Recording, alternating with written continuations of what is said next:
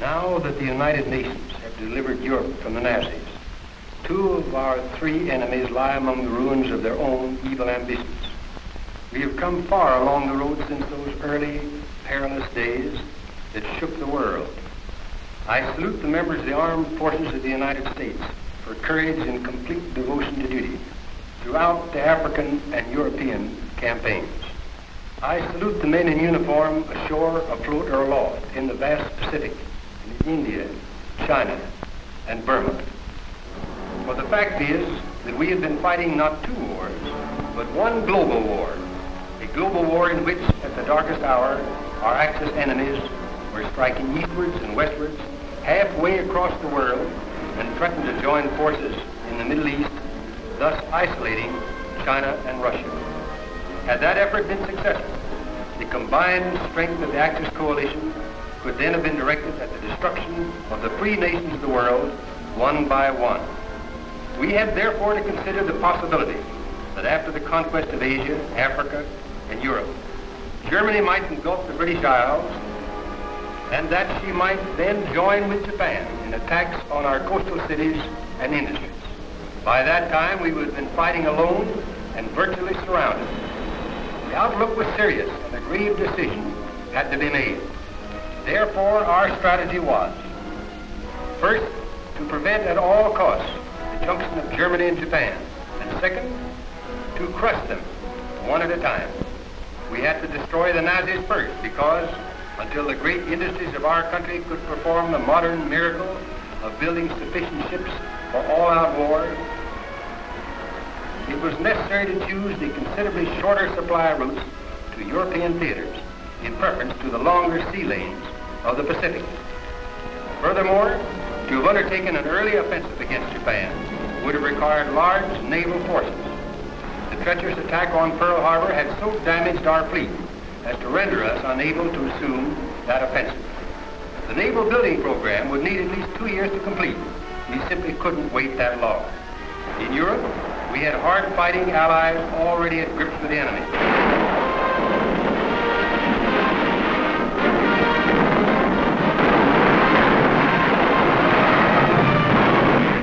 In England, we had bases from which to launch our fast-growing air power.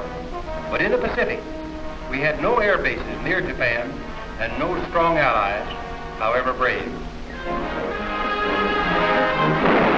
But most important of all, America immediately had to commit its major forces to the European theater because at that time, the Axis partners had Russia and Britain on the ropes.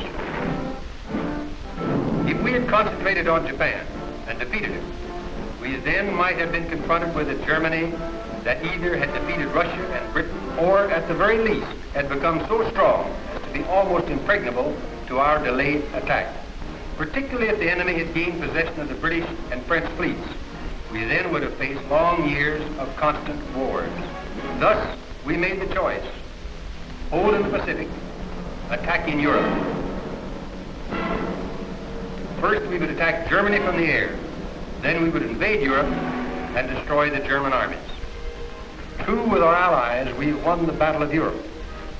But without the heroism and sacrifice of our Pacific naval, air, and ground forces under splendid leadership, the success that now shines upon our banners in Europe would not have been possible. Our Pacific troops fought and held back a savage foe so that we might concentrate the full fury of our offensive power against Nazi Germany. And then as we gathered strength in the Pacific, they have closed in on the enemy, destroying his ships and planes in preparation for the final kill.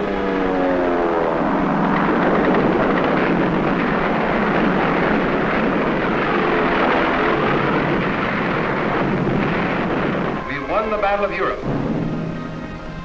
but the war, the global war, will not be won until we have exterminated Japanese military power. The Japanese of Pearl Harbor, Bataan, Corregidor, and Malaysia. And Japan committed to 100 years of war and sacrifice if necessary. We are prepared to lose 10 million lives in our war with America. Is Japan committed to world domination or to death?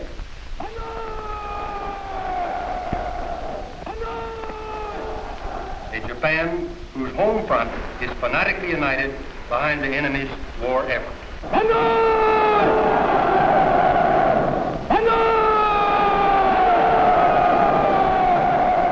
Now, together with our allies, we shall concentrate devastating power against this treacherous enemy and rid the world permanently of this menace of barbarism.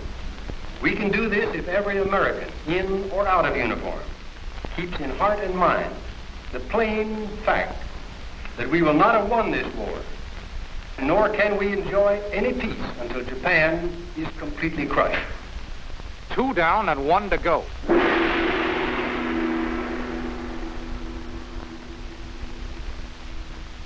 To defeat Japan as quickly as we can, but permanently, we must now assemble, readjust, and streamline our world forces in order to apply the maximum power.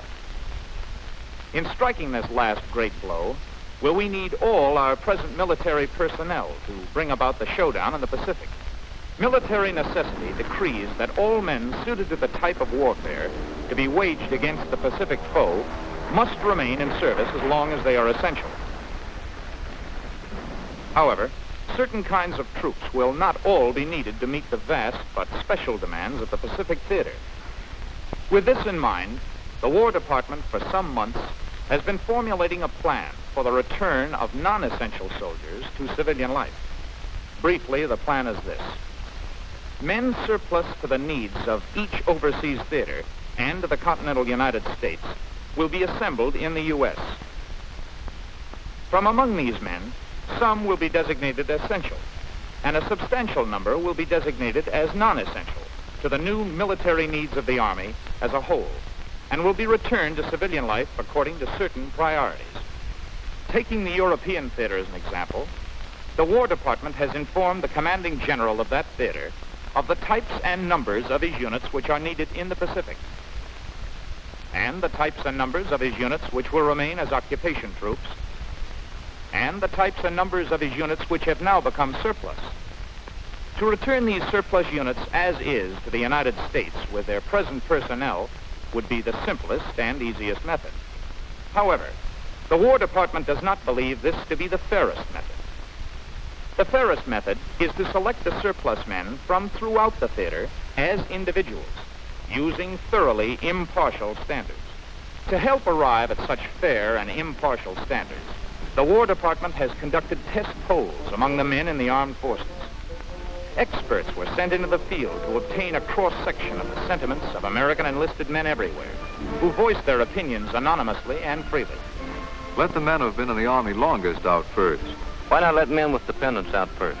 I think the men that have served overseas should get out first. Let the men over 30 out first. I'm in favor of letting men with children out first. Let the men with dependents out first. Men who have served overseas. Men who have served overseas. Men who have been in the Army longest. Men with dependents. Men with children who have served overseas. By overwhelming majorities, the worldwide poll showed that enlisted men everywhere thought that men who have served overseas and men with dependents should be the first to be returned to civilian life. In a thorough study, the War Department has worked out a plan which best meets the test of justice and impartiality. As part of the plan, this adjusted service rating card will be issued, and you will be scored on the 4 factors that will determine your priority of separation. These are: 1, service credit, which is based upon the total number of months of Army service you have had since September 16, 1940. 2, overseas credit, which is based upon the number of months you have served overseas. 3, combat credit, which will give you credit for the number of bronze service stars you've earned, as well as additional credit for other decorations. 4, parenthood credit, which will give you credit for each dependent child under 18 years, up to a limit of 3 children. This is the way it works. Suppose you've been in the Army 19 months since September 16, 1940. Across from service credit, 19 will be put in column 1 under the heading number. In column 2, under multiply by, will be put a number which the theater commander will give you. Suppose the number is 1. 1 is put in column 2. In column 3, under credits, you put column 1 multiplied by column 2. In this case, it would be 19. Across from overseas credit, in column 1, is put the number of months you've spent overseas. In this case, suppose it's 14. In column 2, you again put down a number which the theater commander will give you. In this case, suppose it's 2. In column 3, you multiply 14 by 2 and put down 28. Combat credit. Suppose you've been in 2 separate campaigns and are entitled to 2 bronze service stars. And suppose also you've won the Purple Heart. That gives you 3 decorations. Under column 1, you put down 3. For column 2, suppose the theater commander announces the number 3. Column 3 will be 3 times 3, or 9. If you have 2 children under 18, a 2 is put in column 1 across from parenthood credit. In column 2, suppose the theater commander says the number is 4. Then column 3 would be 2 times 4, or 8. Adding up all your credits in column 3, you get a total of 64. This is your priority credit score. This is the score that will be used to select out surplus men from the theaters and the United States. This is also the score that will be used when a certain portion of all these surplus men will be declared non-essential and returned to civilian life. Remember, the numbers put down here under column 2 are just hypothetical. Your theater commander will announce to you the exact numbers to put in this column. They will be the same all over the world. Then, whether you make out your own score or it is made out for you, you will understand it and know where you stand in relation to the men about you. Thus, the plan of reduction, as it will ultimately work out, will separate from the Army chiefly those men with overseas and combat service, yet will provide an extra opportunity for separation for those men with dependent children. You may ask, how will this affect me? I must emphasize to you the fact that in all cases the demands of military necessity and the needs of the war against Japan must first be met. It is important that this phrase, military necessity, be thoroughly understood. It is unfortunate but true that regardless of priority standing, certain types of units and certain types of personnel can never become surplus as long as the war against Japan continues because of the needs and nature of that war. Let us hear from General Henry H. Arnold in regard to how the plan will apply to the Air Forces. Men of the Army Air Forces, you have smashed your opponents in Europe. You have succeeded magnificently, and we are proud of you. Now we must smash Japan. We must carry the war to every part of her empire, no matter how remote. Our tactical operations and our strategic bombardment must be closely coordinated with the efforts of the ground and sea forces in the all-out invasion of Japan. That is where you come in. An overwhelming air force in the Pacific is indispensable. So what have we to do? We must concentrate our air strength against Japan in the shortest possible time. Because of the great distances in the Pacific, it will take more than twice as many planes and men to drop 1,000 tons of bombs on Japan as was required in our bombing of Germany. As we approach Tokyo, our task becomes far more complicated. New air bases must be established on the Asiatic mainland and on the captured islands adjacent thereto. Many of these bases must be supplied by air. We will run into violent opposition, and yet Japan is wide open for aerial bombardment. Her cities are far more concentrated than those of Germany. She cannot disperse. With all our air strength, Japan can be defeated in the shortest time and the least cost to American lives. Now, to answer your question, will any of the men from the air forces be released? Yes, they will.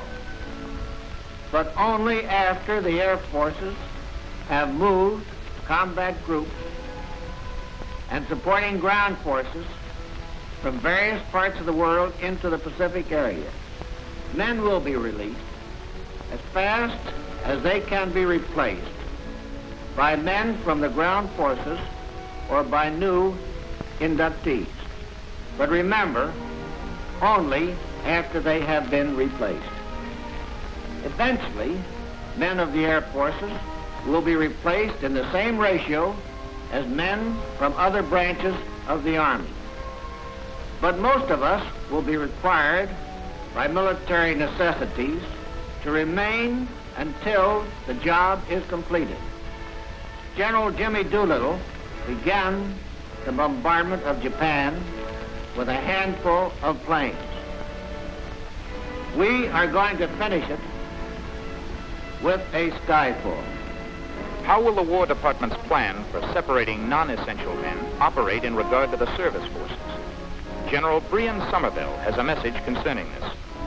So far, you men of the service forces have accomplished miracles. Miracles in supply, in construction, in communications, in transportation, in sanitation and health. But our job is tougher in the Pacific. One service force man could keep 2.5 men firing in Europe. In the Pacific, one service force man can keep only 1.5 men firing. Supply lines are longer. Our bases are more widely scattered. We'll find no ready-made cities and roads and power plants. We'll have to construct our own roads, our own communication lines, through the most primitive kind of country. We'll have to hack base after base out of swamp and jungle. And with every step forward, greater medical and sanitation problems arise. We take our kind of world right along with our Army. This means that the work of the Army Service Forces is of the greatest immediate importance. Therefore, reduction in its strength must be slow at first. More and more men will be separated as readjustments in the Army take place. But right now, beating the Jap is #1 priority. We'll find nothing ready-made for us in the Pacific, nothing but tough assignments. There'll be plenty of it. We in the service forces must get them behind us before our job is done. Lieutenant General Leslie J. McNair of the Ground Forces said a few words shortly before he gave his life for his country on the Normandy front. The plan is to move against Japan with all the strength that we can employ effectively. The more overwhelmingly we tackle them, the sooner the job will be finished and the fewer will be the losses. Some must be transferred from one branch of the Army to another in order to balance the new forces. Some will not be needed and may go home. I know that ground forces everywhere are going to rise to this new demand and see the entire war through to a finish that is a finish. You will now see how the readjustment of the Army, based on military necessity, will take place on a worldwide scale. For simplicity of explanation, we will describe its workings in each of the three types of theaters that now exist. These are: 1, an inactive overseas theater, such as the European or Caribbean; 2, an active overseas theater, such as the Southwest Pacific or China, Burma, India; and 3, the continental United States. Let us examine an inactive overseas theater like the European first. The War Department has given the commanding general of that theater his new troop strength and has made known to him the numbers and types of units which are now surplus. These will be units of various types, such as armored divisions, artillery battalions, infantry divisions, ordnance companies, or other units as the case may be. Let us take the infantry as an example, and let us assume that there are 4 infantry divisions in the theater, and that 1 division has become surplus. The theater commander will then grade the men in all 4 divisions, according to priority credit scores. Select out the top 4th and designate these men as surplus. He will then shift all the men remaining in the surplus division who are not surplus into the active divisions, and then transfer all the surplus men into the surplus division, which will now serve as a vehicle for eventually returning them to the United States. Remember, however, military necessity governs this selection and transfer. That means no man in a unit that remains in service can become surplus until a qualified replacement is available.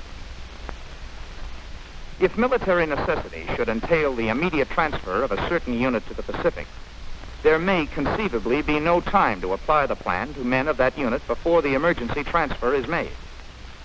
Consideration will be given these men when they arrive in the new theater.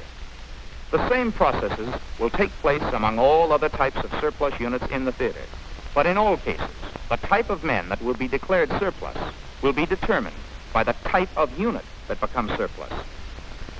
The active units needed against Japan will now be shipped to the Pacific. Those units required for occupation duty will be sent to their stations. The surplus units will be returned to the United States as quickly as possible.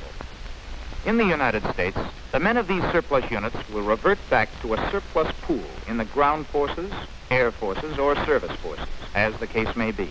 It is from these surplus pools that the planned reduction of various types of Army personnel will be made. The number to be returned to civilian life as no longer essential to overall Army needs will be chosen from among those with the highest priority credit scores. However, the rate of return of surplus men from overseas will depend upon the number of ships that can be spared over and above the thousands of ships required to supply our fighting theater in the Pacific. The Pacific theater is #1 priority. All else must wait. To it, we must transport millions of fighting men, millions of tons of landing barges, tanks, planes, guns, ammunition, and food over longer supply lines than we had to Europe. This means that most of the ships and planes that were used to supply the once active European theater will now be needed to supply the active Pacific areas. The majority of ships that do proceed to Europe will continue on to the Pacific, laden with troops and supplies for that distant campaign. Very few will turn around and come back to the United States. That is why we cannot return all the surplus men to the United States at one time, and why it may take many months. However, during the time that such men are waiting their turn to go home, a complete program of educational and vocational training will be available to them. While this process of selecting and returning surplus men from the European theater is taking place, the plan for readjustment will also be applied in the active overseas theaters, like the Southwest Pacific. Men in those theaters will be declared surplus to the extent that replacements can be provided. Naturally, since the Pacific is now the only active area, we know there are no surplus units of any type there. Military requirements there will demand an increase rather than a decrease in fighting units. Nevertheless, troops in the Pacific area will benefit by the reduction of the Army, not as units, but as individuals. The commanding general of each active Pacific theater has been allotted his quota of the numbers and types of men who can be replaced. And he will select these men using the same standards you have seen to determine priority of return. These men will then be returned to the United States as rapidly as replacements of the same type become available, and as the military situation will permit. To take the infantry again as an example, normally there will be a great flow of men needed to build up and maintain an offensive against Japan. But if, say, 5,000 infantry replacements, over and above the normal number, can be shipped to the Pacific, then 5,000 infantrymen with the highest priority credit scores can be declared surplus and returned to the ground forces surplus pool in the United States, where their scores will determine whether they are to be among that number of infantrymen no longer essential to the Army. Simultaneously with the selection and return of men in the overseas theaters, the same process will be taking place among the troops stationed in the continental United States. Frankly, the troops in the United States will serve as the main reservoir of replacements for the overseas theaters, for in general, their priority credit scores will be lower than the scores of men who have served overseas and seen combat duty. However, very much as in the European theater, the unit system will apply in the United States. The commanding generals of the three forces that comprise the Army, ground, surface, and air, have already been given both the numbers and types of individuals within their commands who have become surplus or can be replaced. They will transfer their surplus men to the surplus pools for designation as essential or non-essential, as you have seen. Also, if any man who may have been declared non-essential under this plan wishes to remain in the Army, such a man will not be forced out if he can be usefully employed. In the case of the Army's officers, military necessity will determine which ones are non-essential. They will be separated only as they can be spared. And our Women's Army Corps has not been forgotten. The Women's Army Corps is an integral part of our armed forces, and the priority for release among its members will be determined just as in the rest of the Army, but treating the Corps as a separate group. Credit will be given for time served in the former Women's Auxiliary Army Corps. However, soldiers of the Women's Army Corps whose husbands have already been separated from the Army will be discharged upon application. You now have seen how the worldwide readjustments in the Army will take place. The surplus men from all overseas theaters and the continental United States will be reassembled under their respective commands in the United States surplus pools. There will be some reduction in the ground forces. There will be somewhat less reduction in the service forces. There will be practically no immediate reduction in the air forces.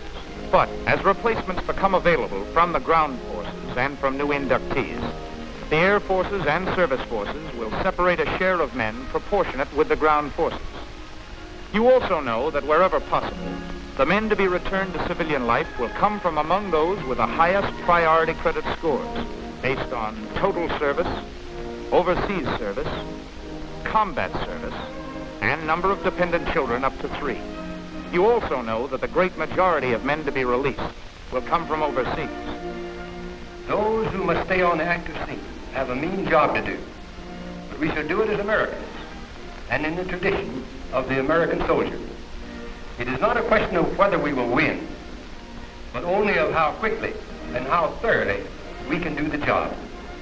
Upon you, the men who remain in active service, the destiny of peoples and of nations depends.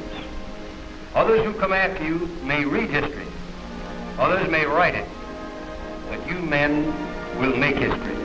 2 down and 1 to go. Now to make it 3.